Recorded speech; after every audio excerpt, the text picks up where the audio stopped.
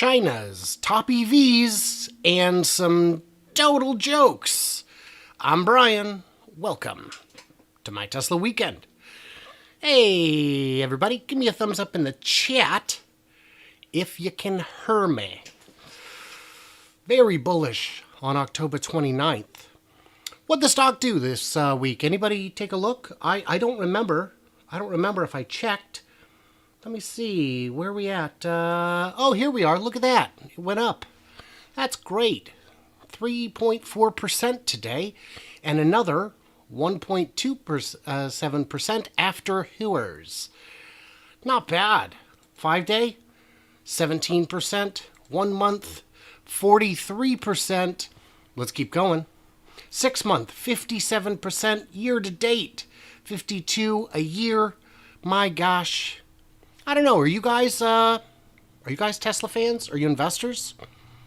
How many shares you got? Drop it in the chat. I'd love to see. For that matter, say in the chat when you got it and how many shares. Because that's where it's exciting. That's where it's exciting. 5 year, why not? I mean, if we're going to be silly. And the market today, recently, all these metrics has been pretty silly. So let's talk, if we may. Yep, sounds good. Okay, audible indeed. Thank you so much. So let's take a look at some, oh, by the way, thanks to some new patrons, Mark, Dennis Felix, William, and Jesse. Appreciate you guys. More about that at the end. Another quick bit of housekeeping. Next week will be an hour earlier, just to see if that works better, because 11 at night on the East Coast is kind of late.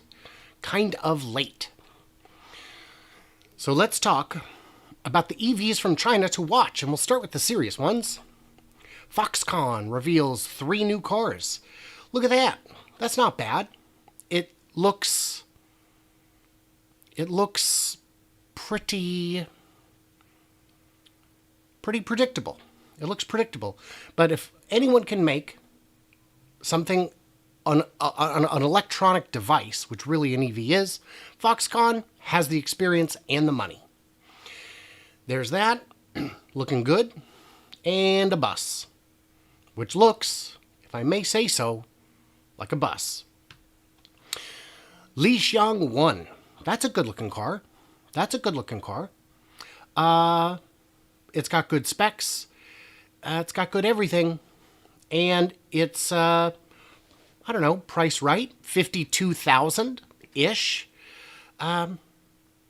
This could absolutely be a real contender. I don't know, 52,000 though, for made in China. I just don't know, man. But worth watching. Loaded with tech, looks good. XPeng, perhaps you've heard of them. Sandy Monroe is of the belief that the Chinese brands are the ones to watch. And this video, I think, will support that conclusion. These are good-looking cars. This, of course, looks like a Model S dressed up as a Lucid Air for Halloween. But that's fine. The price on them, though, $23,000 to $28,000. That's going to be compelling. That's going to move some units if they can sell at those prices profitably, which they probably can. Neo. Again, boy, is this design just the go-to for all electric sedans? Sure seems like it. It's got the same hips as a Model 3, the same front as a Lucid, really. Yeah, oh, I agree. How much is the Neo? I thought I'd highlighted it. Oh, let me get to it. My apologies. There we go. 69,000. Nice. It's a compelling car. I don't know if it's super compelling at 69,000, but it is loaded with tech, and it is one to watch. And if there's one thing China's good at, it's lowering their production costs. Now, Mach-E enters production in China.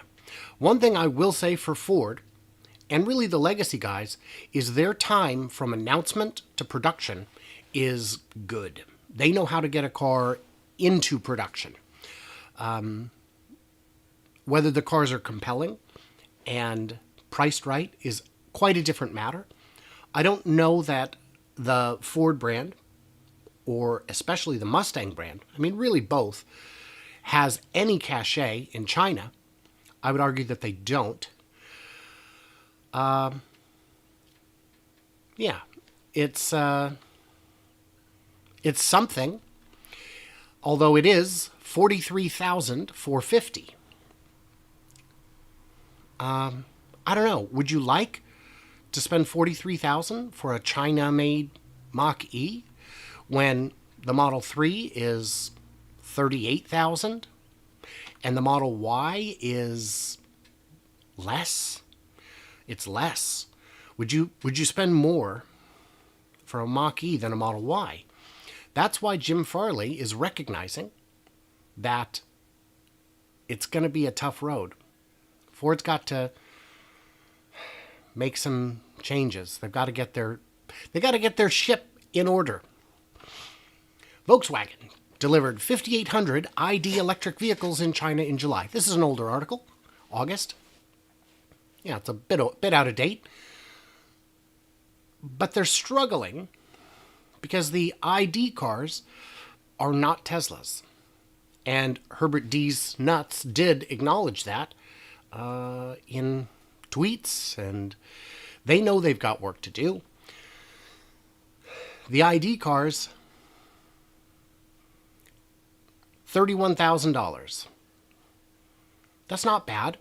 It's not bad, but it's not enough to actually move units, which is bad. Which is bad.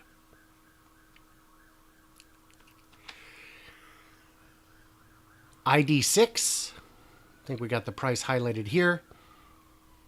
$37,000 to $51,000. I mean, it's priced right. It's priced right. But Tesla's a premium brand, and Volkswagen is just a brand. And I think that's going to work against them. Everyone still hear me all right? Good, good. Geely Auto. Heard of them? I think they own Volvo now. Or Volvo, yes. The M Grand. Boy, if you want a exciting looking car, the M Grand is not for you. That is, it looks like a Chevy from the 90s. And hey, I owned Chevys in the 90s, I think. And the real problem, I think, with the M Grand, $17,000. That's not a problem at all. 116 to 180 horsepower, that's a Chevy from the 90s. That's a Chevy from the 90s. But at $17,000, the question is the Tesla Model 3 twice the car? Because it's more than twice the price. I don't know. But we shall see. Regardless, these are brands to watch. A lot of these companies, if they were traded on U.S. stock markets, I would consider throwing a couple bucks in because I think they're pretty promising. These guys, China does stand too, if they can get their act together in terms of finished quality, they're absolutely going to eat our lunch. BYD E6. You've probably heard of BYD. They're a very big company. They make batteries. They make all kinds of stuff. This is a fine-looking car. I'll move to this so I can see myself better. It's a fine-looking car. It's a fine-looking car. And the price on it, oopsie doodle. And the price on it, $40,000. So what we're seeing is, if you want to make a serious electric car, it's going to cost about serious electric car prices, no matter where it's made, no matter who designed it. Yeah. It looks like a cross between a Volkswagen and a Volvo, to me. Yeah. It's nice though. Again, one to watch. Keep your eye on BYD. HiPhi X. Look at this thing. Look at it. Suicide doors. Semi-Falcons. This is neat. And it is loaded with tech. It's loaded with luxury. And honestly, I think it looks cool. I think it looks like a better version of a Cadillac CTS front end, a better version of a Audi wagon back end. For the low price of $100 to $121 grand, boom, that's a lot of money. That's a lot of money. But it's their first one. And they're starting up market and they're moving down market. Just like a little company out of Fremont, California you may have heard of. Their name escapes me. Oh yeah, Tesla. So now we get into the silly ones. And this is where I'm having the most fun. Doing the research, this is where it got. I just loved it. Of course, the Wuling MINI sold over 40,000 in August. Look at this adorable little thing. It's $5,000, and not only is it the size of a casket, it's a kind of an omen of things to come if you get in a crash, but they're working on it. It's gotten better, I'm told. If you want to have some real fun, go look up crash tests of these mini Chinese vehicles, and it's terrifying. It's terrifying. I had a 2008, Zen Electric, which was imported to Canada from, it was a microcar MC2. And so if you want to see crash tests, I don't live in Canada. That's where they were imported to, retrofitted, made into electric vehicles, and then sold in the US and Canada. The crash test you can see on that, you would look up microcar MC2, and at 25 miles an hour, it looks like you're going to die. It's a cool car. Cool car. Very impractical. Very impractical. This is more practical. It's faster. Not sure that's a good thing. It's a lot more refined. But it's $5,000. It's $5,000. And even still at $5,000, they're not really outselling the Teslas, which have more than $5,000 in profit per unit. But again, these guys, they're going to soon be making bigger ones, which will be better and still very cheap. So let's get sillier. Who wants to get sillier? Alibaba, look at that. A variety of electric cars for you choosing. $2,000 for this cute little bastard. That's cool. This one, I forget the channel, but there's somebody bought one and actually took it to Sandy Munro for him to look at, just to check it out. This is a $1,000 car, and it is stunning that they're able to produce anything for that price. Now, don't get too excited. You can't import it. Just shipping it here is going to cost more than that, probably double. Look at this, a cute little Mini for $3,000. I don't know what this is. I assume it's not legit. $4,200 for that? That looks cool. But there's a lot of these. It's kind of endless. This little guy, clearly a golf cart that's been given a shell, but still $1,500. You can't get a golf cart in the US for $1,500.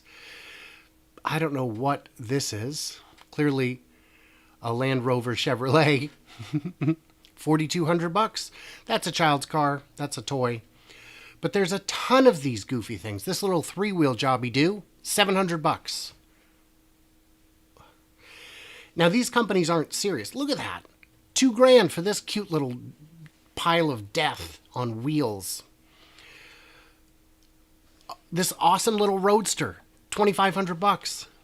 Oh, if these could be imported, they would take over all of the golf cart communities until they break. And then you'd have to throw them away because there's absolutely no parts for them. You'd have to find a bespoke repair shop. But the point here is that there are like a $2,000 mini Cobra. How cool. How cool. The point is that there are hundreds of these companies in China making a variety of little, wow, that's cool. A variety of these. And we got to watch them. We got to watch them. To understand a best case scenario, I looked at this video of this cool little Chang Li that a guy imported in Florida, and it's 2,000, but it's not. He then put another 1,000 in upgrades to get a lithium battery instead of the lead acid. He put it's got a hydraulic dump on the bed, which is ridiculous. That's insane that you can get that. But then it cost him $2,200 to import it, another $800 for the clearing fee, another, I don't know, $1,000 for the import taxes, $500 to get it shipped from the port to his property. All in, he's at about $8,000, which is crazy to think that 58% of your cost is actually getting it home. But and also, you can't get it street licensed. This is an off-road vehicle. But it's very cool. And as soon as they get it sorted out, they're going to start importing these. It's just amazing. It's just absolutely amazing. So we will talk about that more in a second. We're about to get to the Q&A. Why don't we just get to the Q&A? As always, let me take a quick second to thank my Patreons who get early access, bonus content, an ad-free experience, and to help keep the channel running for as little as $1 a month. Can't do it without you guys, and I absolutely mean that. You guys mean a lot to me. Thank you. So let's jump to the Q&A. If you got any questions, by all means drop them. Reminder, next week we're going an hour earlier to try and make it a little better for the folks on the East Coast. Why not? Looks like dogs are winning the poll. Sorry, cats.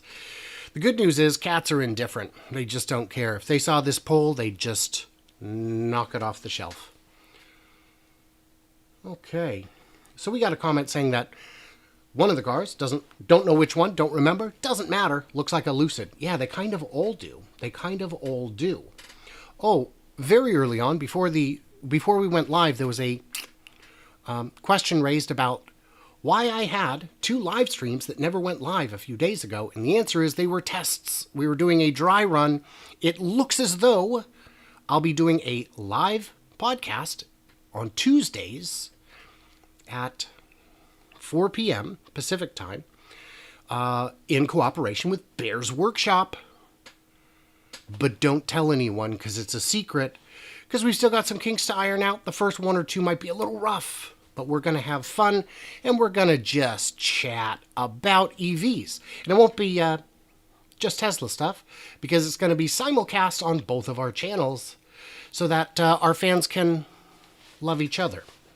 I was going to say get mad at each other separately, but we don't want to do that. That's not cool. Oh, and speaking of getting mad at each other but not doing that, I will be doing more of the responses to Ford F-150 criticisms, because I've still got a ton of that to go. I was just hoping to get my editor's son able to get up to speed so he could work on them. So hopefully we'll be able to do that soon. PhotoGib, sold my house a year ago, put $40,000 into Tesla stock November of last year. Wow. $180,000 today. Wow. Oh, 2020, not 2021. Gotcha. Therese, no Mach-E for me, thanks. Yeah. I mean, if it was substantially cheaper and readily available, whereas, if I had to pay, I don't know. There's a premium I would pay to have a Tesla over a Mach-E. But everything has a price. Everything has a price. Cybertruck Tri-Motor, I need you. Yeah. Test drove a Mach-E. Were it not for the Model Y, I'd call it great. But it does not stand up. You know what? Let's put this where you guys can see it. There we go. Dogs.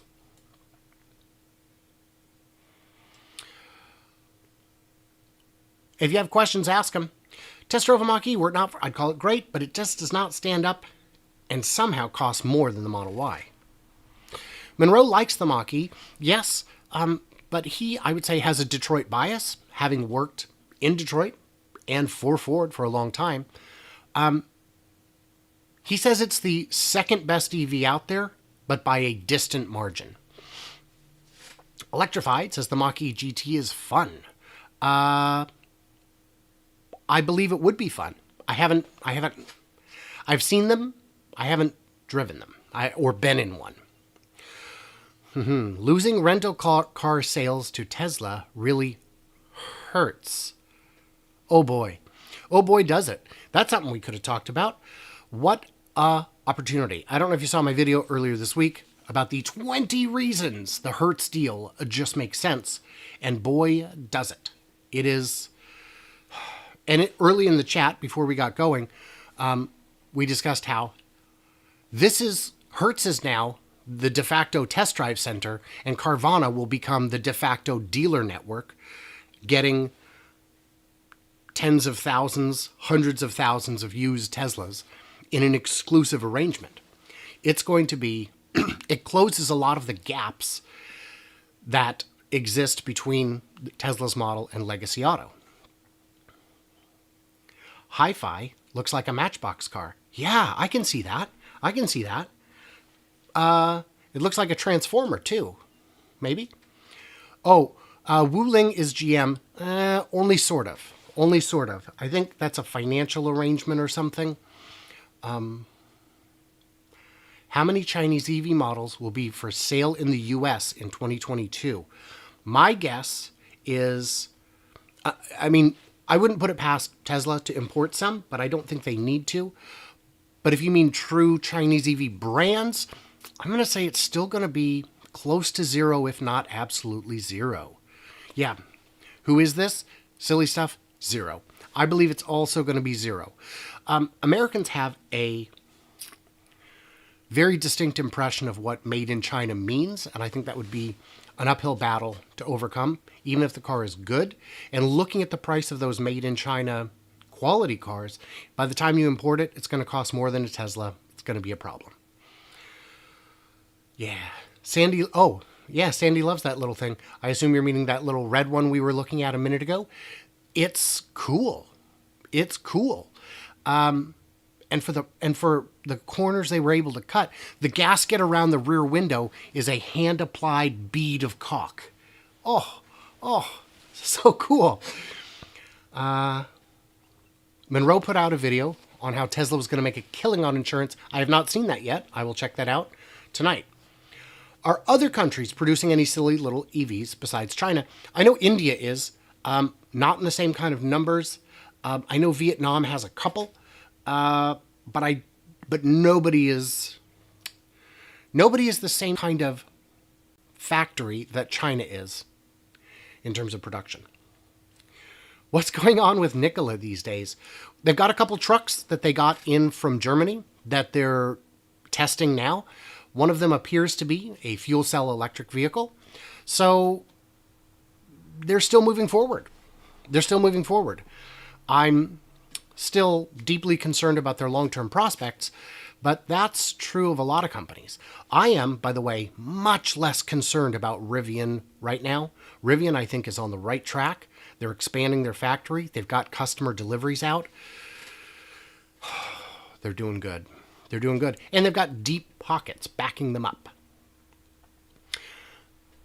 Question, is Tesla's current stock price, above 1,000, mainly FOMO, fear of missing out? Maybe. But the analysts have, a lot of them, upgraded beyond and above 1,000, so maybe not. But boy, $1 trillion for a company that's only sold 2 million cars? And a lot of these analysts are saying they're not pricing in autonomy or energy. Wow. Well, if you price those in, now it's a $8 trillion company? Okay.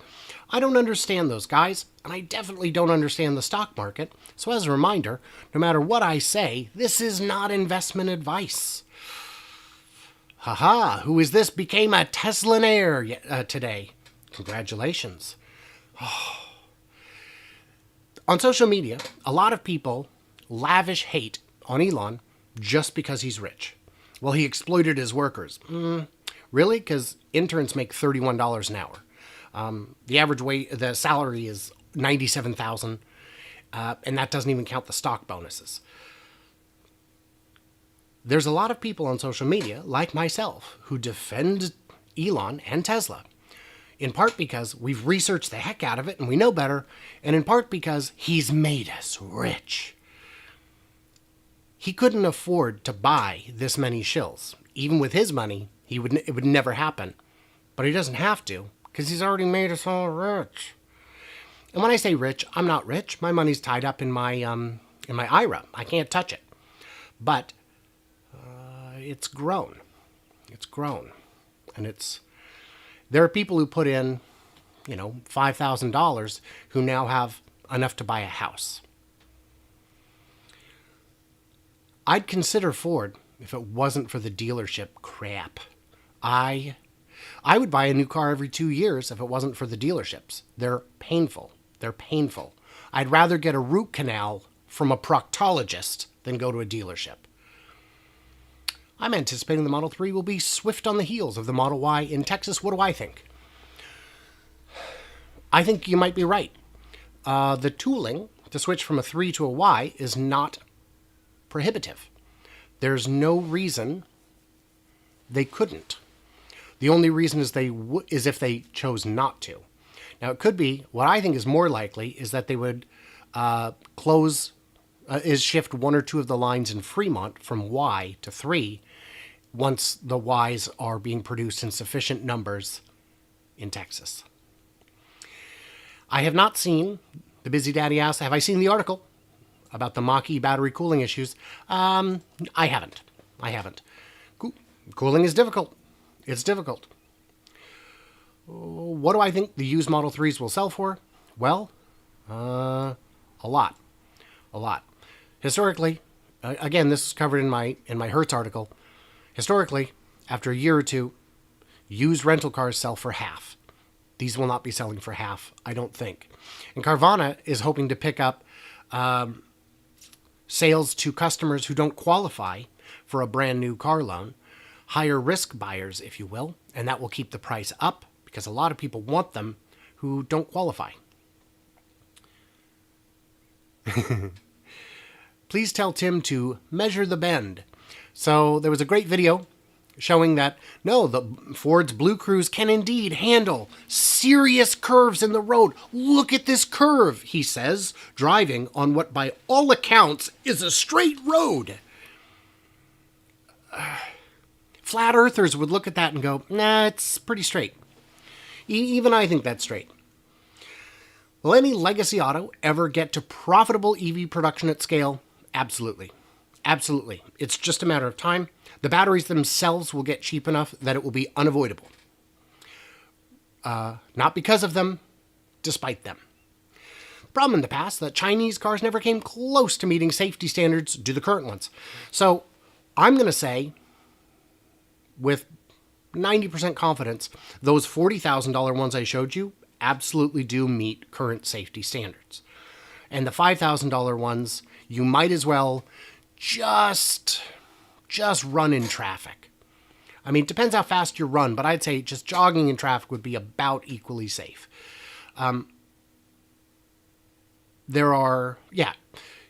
Look up crash tests. I imagine we can find them on YouTube. I am 90% confident they're safe.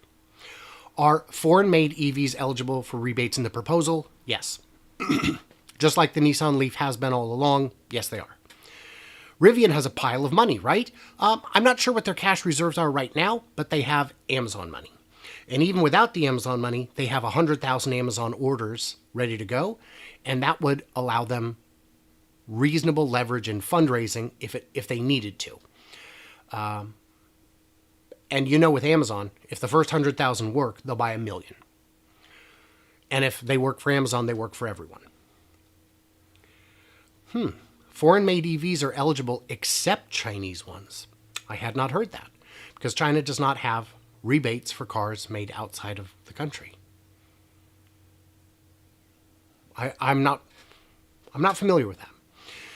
Been watching vids of Shenzhen comparing street scenes from 10 years ago versus now. The EVs have made a difference in noise. I believe that.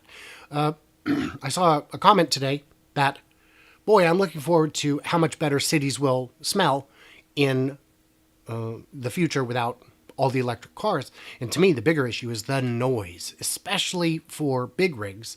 The compression braking, if you live within a mile of a highway at night, it's gotta go. It's gotta go. Elon doesn't draw a wage, just stock. He's doing okay, though. Yes. And the reason he's the richest man in the world is because, unlike the other CEOs, he hasn't drawn a wage. He's put it all in stock, and he hasn't sold the stock, but borrowed against it. If he'd sold little bits of stock along the way to finance his life and his taxes, he would probably be not richer than Bezos. He's not only put everything he's got into it, he's also gambled everything he's got into it because he believes in the product and himself. So, well, he only makes money because of subsidies. No, he doesn't. Anyone gets those subsidies. You and me, let's make a car company, we get those subsidies. And we don't, because even if we had the money, I'm not willing to risk everything on it. I don't have that confidence in myself. And I have confidence in myself. The only thing standing between Tesla and world domination is their ability to scale Shanghai, Austin, and Berlin in 2022 and beyond. Because especially Austin and Berlin, there's enough land. That's where additional phases probably will go. Stephen Mark Ryan pointed that out. He said that there's so much land there. Rather than setting up tiny factories all over the world, why not just keep building in the places you've already got your supply chain set up? Gigapress lowers weight around 400 pounds, which will make LFP very practical. Do I agree? I do. And LFP batteries are a known technology. They're easy to make. They're cheap. The elements are readily available. And they last longer. LFP batteries last longer. We talked about that last week. Jordan Giesecke from The Limiting Factor has a great video on it. Hertz will hold them longer than 3+ years, and they will still sell them at a pretty price. The only, so yes, the motor's not going to wear out, the battery's not going to wear out. There's a limit to how rough the interior can get, but for a lot of rentals, there's only one person in it, the business traveler. So only the driver's seat's going to get any wear and tear. Door dings, all that, we'll see. But I believe, Julius, thank you, I believe they will absolutely hold them longer than the current internal combustion cars, which will further lower the price of ownership for them. Kirk, good to see you. You are welcome, as always, my friend. Rob Markovich, do I think Tesla is being so hush-hush about Model 3 production at Austin and Berlin? No. No. I don't know. But I think no. No. That's my final answer. No. I don't think they're being hush-hush. I think it's just not necessarily in the cards.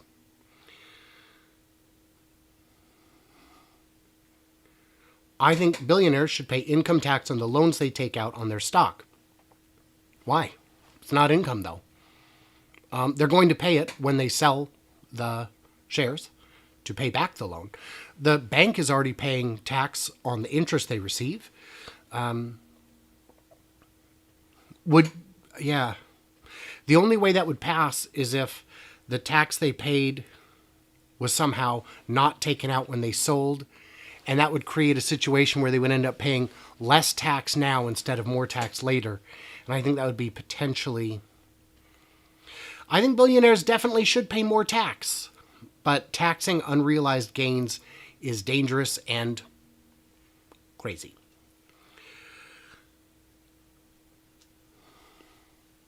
So Julius, They keep ICE cars an average of 2 years or until the warranty expires.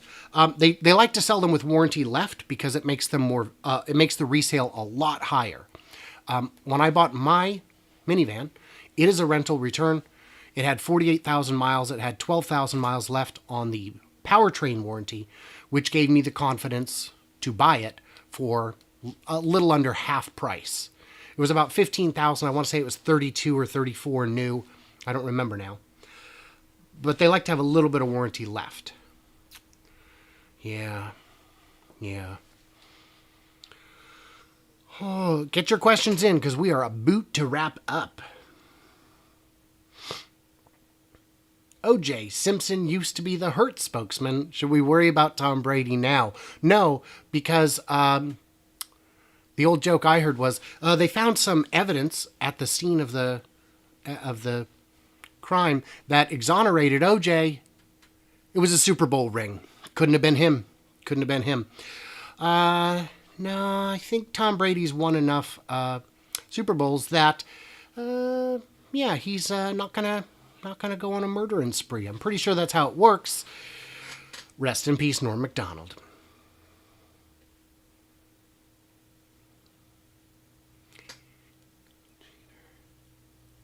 Oh. Okay. So guys, that was fun as always. Thank you so much for hanging out with me. Thanks as always to my Amazeballs patrons. What a week. If the stock pulls back, I'm still happy with it. Because I'm in it for the long haul. Wow, did cats overtake dogs? Oh no, dogs is narrowly ahead, but cats are closing the gap. If you want to hurry up and get in a vote for a cat or dog, you better do it, because that poll's going to close real fast. PhotoGib, you are welcome. Julius, good chat with you as well. Thank you guys for hanging out with me. We'll do this an hour earlier next week.